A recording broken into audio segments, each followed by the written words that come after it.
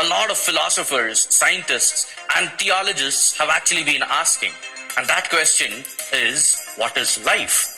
And that is something that we will try figuring out today. And in fact, the debate has been going on among all the people that we just spoke about, that what is life? What a stupid question to start off our entire discussion with, right? In fact, this question has haunted philosophers and scientists from a long time. And I also know that we don't have an objective answer to this particular question. But let's still try our luck at getting somewhere close to the answer and try to understand what life is.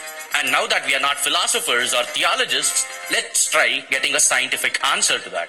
And the first thing that I did to basically try finding out an answer to this question was to ask my baby sister what she thought about what life was. Well, the answer that she gave me was anything that is alive is called life. The question that I got at that point was, what is alive? How do I say that something is alive? For starters, I know that I am alive. I also know that you are alive. And I also know that I am a buttload of cells.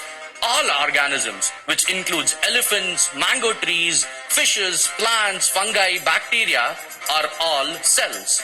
One cell or a lot of cells put together, except for viruses, which is why they are not considered to be really alive. Actually, viruses are some DNA and some packaging material that encloses that DNA and nothing else. Hence, it does not follow a few rules that all other living organisms will follow. So, I don't really know which box to put these viruses into, the living box or the non-living box. Anyway, now, if I just remove a DNA from the cell, would you consider that to be alive? No, right? You would not consider the DNA of the cell to be alive. Similarly, none of the individual components of the cell would actually be considered alive. You talk about the cell membrane, you talk about the proteins in the cell, the ribosomes, the water.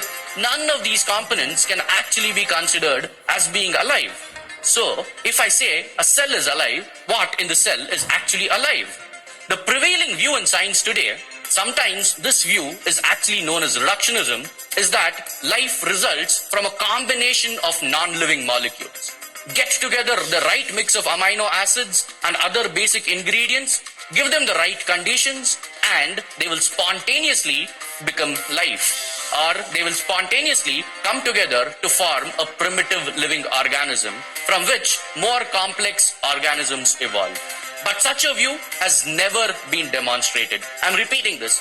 Such a view has never been demonstrated.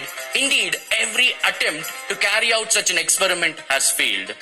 To get into the details of this, for a living form to come into existence, it always requires another living organism. Including a virus, it also requires a living being for it to reproduce. There has never been anybody who has taken a collection of non-living molecules and turned them into life. Now, if we start looking at processes that occur inside our bodies, each component inside of us, we will not see any phenomenon that we are not able to explain.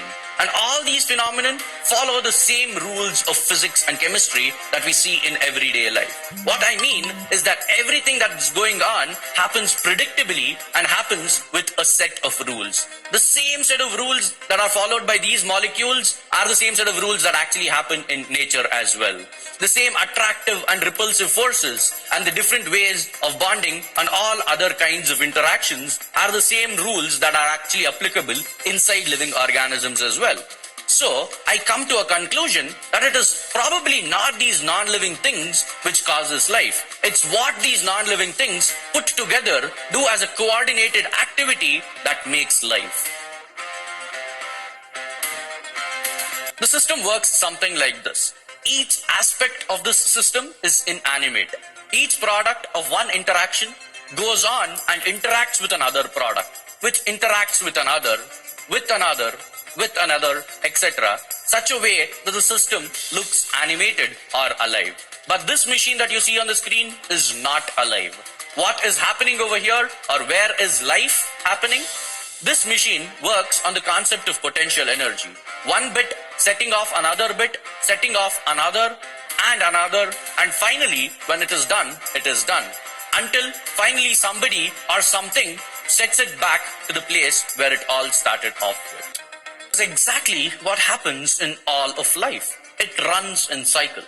You start off with a process. The machine works, making it look like there is life. And something should put it back to where we all started the cycle. If you talk about respiration, we breathe in. A lot of animation happens inside. And finally, we breathe out to set the state back to where we started the entire process. That was to start breathing in again.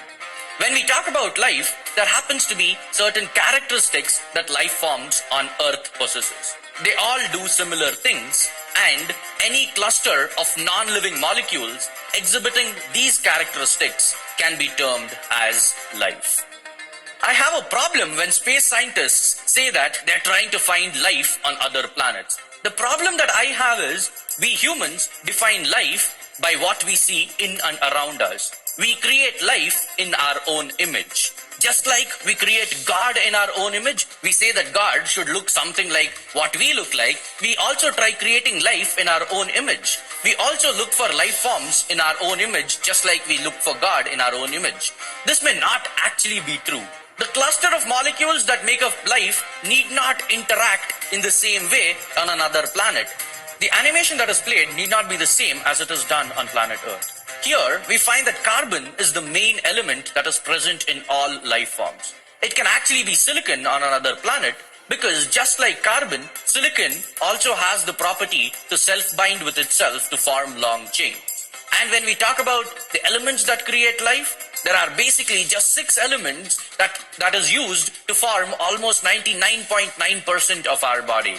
That is, if I decompose a living substance, it will decompose into these 6 elements. The elements are carbon, hydrogen, nitrogen, oxygen, phosphorus, and sulfur.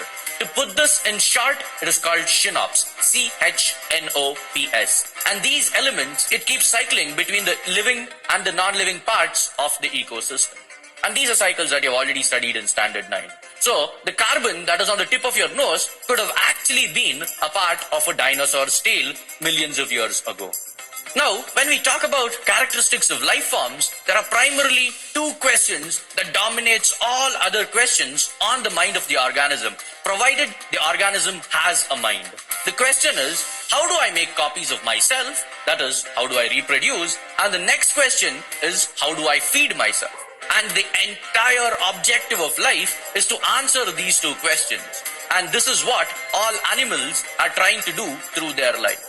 The body of the organism, let's take a dog for an example. The body of a dog is growing till it reaches a time when it can reproduce or make copies of itself, or it is able to produce offsprings. During this period of life where it is able to produce offsprings, it is in a continuous effort to produce offspring. Once the capability to produce offsprings is over, it lives for a very short period after that and then it dies. And for it to produce offsprings and to sustain through life, it requires energy. To obtain energy, it feeds itself and it also breathes. And in the process, there are other things that it will also need to do. For example, it may need to pee, so that all other things are actually related to make its survival possible on this planet. And studying of what all the dog does and what as humans we do is the study of life processes.